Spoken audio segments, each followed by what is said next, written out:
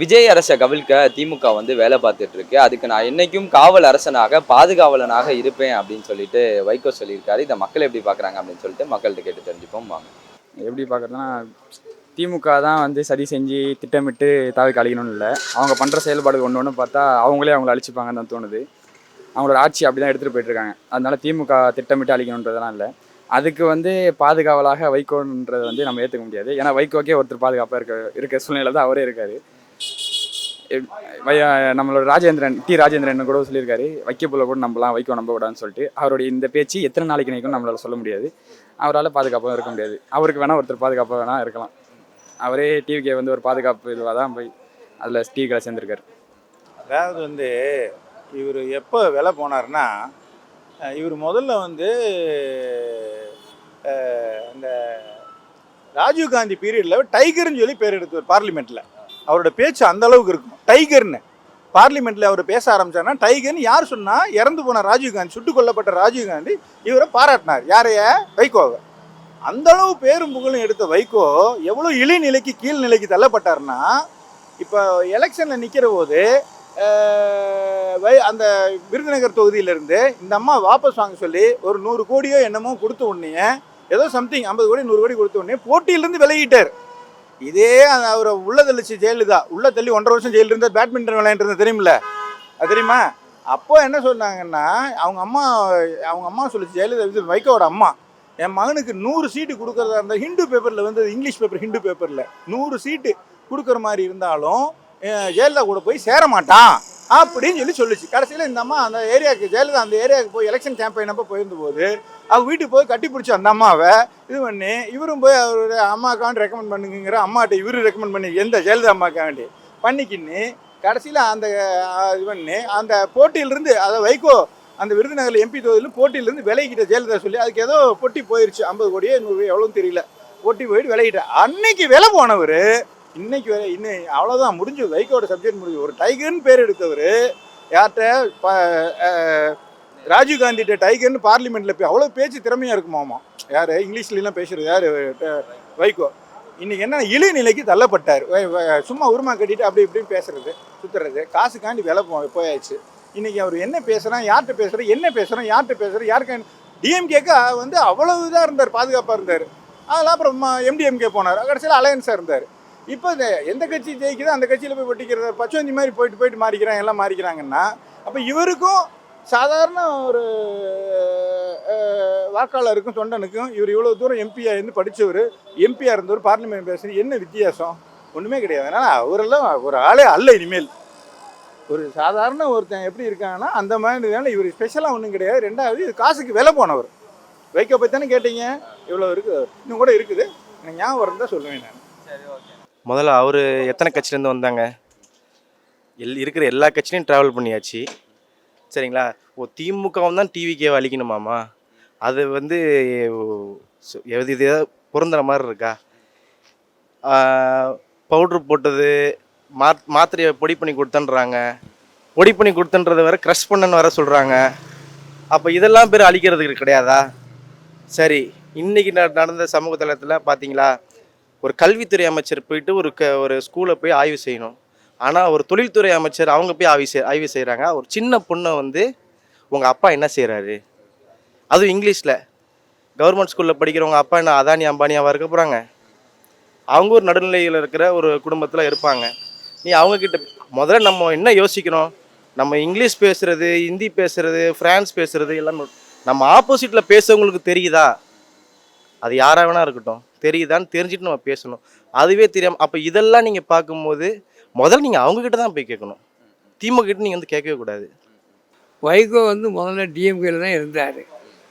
DMK பற்றி அவ்வளவு அன்பும் பாசமாக, அவ்வளவு உருக்கமாக அந்த கட்சிக்கு பாடுபடுறேன் அப்படின்ட்டு எல்லாமே சொல்லியிருந்தார். இப்போ டக்குன்னு இப்படி மாறிட்டார். அவர் அடிக்கடி மாறிக்கிட்டே இருப்பார். அவருடைய வேலையே மாறுற வேலை தான். அதனால் அவரை கணக்கில் சேர்க்கறது எனக்கு என்னமோ அவ்வளோ கணக்கில் சேர்க்காமல் இருக்கிறதே நல்லது மாதிரி தெரியுது. சொல்லுங்க, என்ன கணக்கில் சேர்க்காம? கணக்கில் டக்குன்னு மாறுறார.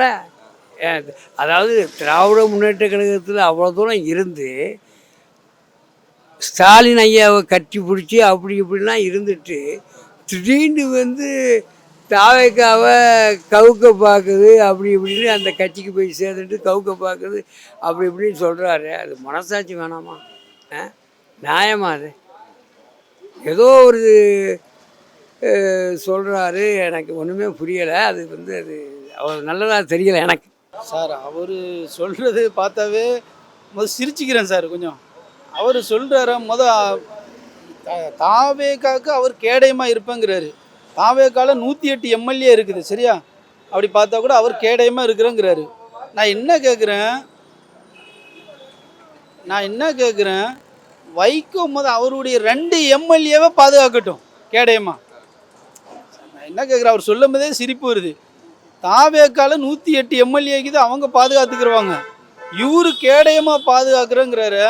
இவருடைய 2 எம்எல்ஏ என்ன நிலையில் இருக்கிறாங்கன்னு அதை பாதுகாத்தாரா? ஸோ அந்த 2 எம்எல்ஏவே கேடயமாக இவரால் பாதுகாக்க முடியல. இவர் எப்படி தாவேக்காவுடைய 108 எம்எல்ஏவை பாதுகாக்க போகிறாரு? இது சொல்கிறதுக்கே தமாசா இருக்குது. ஏன்னா ஒன்று. ரெண்டாவது நான் என்ன கேட்குறேன், வைகோ அவர் அவரை பற்றி மீடியாலே நிறைய பார்த்தாச்சு. அவர் சார் நான் என்ன கேட்குறேன், இப்போ இவ்வளோ நாளாக டிஎம்கே 5 வருஷமாக எங்கே இருந்தார் இவர்? அவர் பையன் யார் மூலமாக எம்பி ஆகினார்? அவர் பையன் எந்த கட்சி மூலமாக சார் எம்பி ஆகினாங்க? அதை ராஜினாமா பண்ணிட்டு போக வேண்டியதுன்னா அப்போ அவர் சொல்கிறத பார்த்தா இதான் மக்கள்கிட்ட கருத்து. துரை வைகோ எம்பியாக இருக்கிறாருல, டிஎம்கே சார்பில் தானே அவர் ஜெயிச்சார். ஸோ அதை பாதுகாக்கட்டும் சார். அவர் என்ன இதில் இருக்கிறாங்க, எந்த கட்சியில் இருக்கிறாங்க, அவங்களுடைய எம்எல்ஏவை பாதுகாக்க சொல்லுங்கள். அவங்க வரமாட்டேன்ட்டாங்க தாவேக்காக்கு. அதை கேடயமாக பாதுகாத்துட்டு அப்புறம் நம்ம விஜய் போய் பாதுகாக்கலாம். இவரெல்லாம் ஏதோ சும்மா பேசுகிறாரு சார். இங்கே இருப்பாருன்னு சொல்ல முடியாது சார். திமுக வைகோபால்சாமி பற்றி 30 வருஷமாக அவர் எம்பியா அவர் பாதுகாப்பாக இருந்துக்கிறாரு. இன்னைக்கு அவர் பிள்ளைக்கோசம் எம்பி பதவி கூட திமுக தவிரால் தான் அவர் இருக்கிறாரு. தமாக ஒரு பதிவு ஒரு ஆட்சினால போயிருக்கிறாங்க. அதனால அவர் போகிற கட்சியெல்லாம் அவர் போகிற கட்சியெல்லாம் உருப்படாது. கலைஞர் அன்றைக்கே சொல்லிட்டாரு, தான் கடை மாறுற மாரி சொல்லிக்கிறார் கலைஞர். அதனால அவர் போகிற கட்சியெல்லாம் நிறையா நிற்காது. இனி வர காலகாலமாக பார்க்க வேண்டியது. அது அவர் கடையமாக இருக்குது அவர் போர்வால் கிடையாது. அவர் நின்று அவர் இது வரைக்கும் தன்னிசை எம்பியா நின்றது கிடையாது. அவர் மேல்சபை எம்பியா தான் வாங்கினுக்கிறாரு. அதனால அவர் தனிசா எம்பியா நின்று எந்த தொகுதியில் அவர் நின்று ஜெயிக்க போகிறது கிடையாது. தமாகாவில் போனால் அன்னைக்கு இனி வர காலத்தில் தமாக இருக்குமா இருக்கிறது தெரியல வைகோபால்சாமி மேலே. அவரே போதுங்க. நாளைக்கு அவரே மாற்றி பேசுவாருங்க. அவரே மாற்றி பேசுவார். நாளைக்கு நாங்கள் இருந்தோம், அப்போ அவங்களுக்கு மனசாட்சி இல்லை, இப்போ மனசாட்சி இருக்குது, அப்போ அவருக்கு கரூருக்கு போகல, இப்போ போயிட்டாரு அப்படின்னு அவரே மாற்றி சொல்லுவார். அதனால் அவர் பேச்செல்லாம் நம்ம எடுத்துக்காம ஸ்வைப் பண்ணிட்டு நம்ம போயிட்டே இருக்கலாம். அவர் எல்லாருக்கும் தான் காவல் எல்லாம் இருக்கிறேன், அதாக இருப்பேன் இதாக இருப்பான்றாரு. ஆனால் எல்லாத்தையும் கவுத்துட்டு வந்துடுவார்.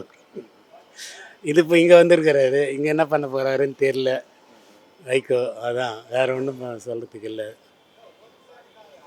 சடன்னாக நான் திமுக தான் பாதுகாவலன்னு சொல்லிட்டு இருந்தார் இவ்வளோ வருஷமாக.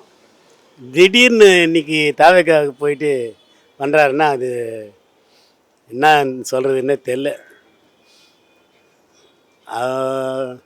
நான் உதயசூரியன் நின்று சின்னத்தில் ஜெயிச்சதாச்சும் நான் போக முடியல, தாவேக்காவுக்கு நான் ஆதரவு கொடுக்க முடியலன்றாரு. அது முதல்ல இருக்கணும். அந்த அது முதல்ல இருந்தால் நீ யார் நீ போயின்னே இருக்க வேண்டியது தானே. உதயசூரியன் நான் நிற்க மாட்டேன், நான் என் சின்னத்தில் தான் நிற்பேன்னு சொல்லிட்டு போயின்னு இருக்கலாம்ல. இப்போ போயிட்டு ஜெயிச்சுட்டு நான் இப்படி பண்ணுறேன் அப்படி பண்ணுறேன் அப்படின்னு சொல்கிறதுல என்ன இருக்குது? என்ன சொல்கிறீங்க? கரெக்டாக இப்போது நீங்கள் எல்லாருமே கூட்டணியில் இருந்தவங்க எல்லாருமே கூட சொல்கிறேன், முதல்ல போயிருக்கணும். ஸ்டாலின் சார் தான் இது மாதிரி சொல்கிறாரு, 2 மாதம் காக்க வைக்கிறேன், அதை பண்ணுறேன் இதை பண்ணுறேன்னு. முடியலன்னு அப்பயே போயிருக்க வேண்டியது தானே. உங்களை யார் தடுத்தா? இங்கேருந்து ஜெயிச்சுட்டு அங்கே மறுநாள் ஓடி போயிட்டீங்கன்னா என்ன அர்த்தம்? அந்த மாதிரி இவரும் கடைசியில் போனார். இவர் வேறு ஒன்றும் இல்லை, வைகோ. அவ்வளோதான் சொல்ல முடியும் சார். நான் என்ன கேட்குறேன், வைகோ இந்த கட்சியில் தான் இருப்பாருங்கிறது என்ன உறுதிப்பாடு இருக்கா? 5 வருஷமாக இங்கே இருந்தார், அதுக்கு முன்னால் எங்கெல்லாம் இருந்தாருன்னு வரலாறு இருக்குது. நான் என்ன கேட்குறேன், இப்போ இதே ஒரு விஜய்க்கு பாதுகாப்பு கொடுக்கறன்னு இவர் சொல்கிறாரு. அப்படி என்ன பாதுகாப்புனா என்ன பண்ணிட்டாங்க? சரி, அவருடைய செயல்பாடு அதாவது வெற்றி தோல்வி எல்லாருக்கும் வரும். அதுக்காக வேண்டி தோல்வியை கண்டுட்டு எனக்கு பதவி வேணும்னு சொல்லி கட்சி மாறுறதுங்கிறது வந்து இது என்ன மாதிரி எடுத்துக்கிறது இல்லை. அப்போ கொள்கையில் உடைய உறுதிப்பாடு எங்கே இருக்குது சார்? டிஎம்கே வந்து என்றைக்குமே வந்து கொள்கையில் உறுதிப்பாடாக இருக்குது சார். பதவி வரும் போகும். ஏன் அதே சொந்த தொகுதியில் காமராஜரையே தோக்கடித்த மண்ணு தான் இது. ஏன்னா ஸ்டாலின் வந்து காமராஜர் மிகப்பெரிய தலைவராக இருந்தார். ஏன்னா இந்திரா காந்தி பீரியடில் இவரையே பிரதமராக நியமிக்கிற அளவுக்கு கூட அந்த அளவுக்கு செல்வாக்கு மிக்க இந்த தலைவரை சொந்த தொகுதியிலேயே தோக்கடிச்சாங்க. அப்பேற்பட்ட மண். ஸோ வெற்றி தோல்விங்கிறது வரும் போகும், அது ஒரு பெரிய இது இல்லை சார். கொள்கை பிடிப்பு டிஎம்கேட்ட உறுதியாக இருக்குது சார். மக்கள் அதை தான் பார்ப்பாங்க. அதே போல் திட்டங்கள் அடிமட்ட மக்கள் வரைக்கும் சேருதாங்கிறது டிஎம்கே உறுதியாக இருக்குது. எதிர்க்கட்சியாக இருந்தாலும் கூட மக்களை சந்தித்து மக்கள் நலனை விசாரிக்கிறாங்க பற்றிலா. இதுதான் டிஎம்கேக்கு மக்கள். இது ஏதோ சினிமா மோகத்தில் வந்தது சார். இது வந்து இவர் வைகோலாம் ஒன்றும் கேடயமாக பாதுகாக்கவே தேவையில்லை. அதெல்லாம் நல்லா தான் அது பாட்டில் போகும். யாரும் எது பண்ண தேவையில்லை. மக்கள் பார்த்துக்கிட்டு இருக்கிறாங்க, அவ்வளோதான்.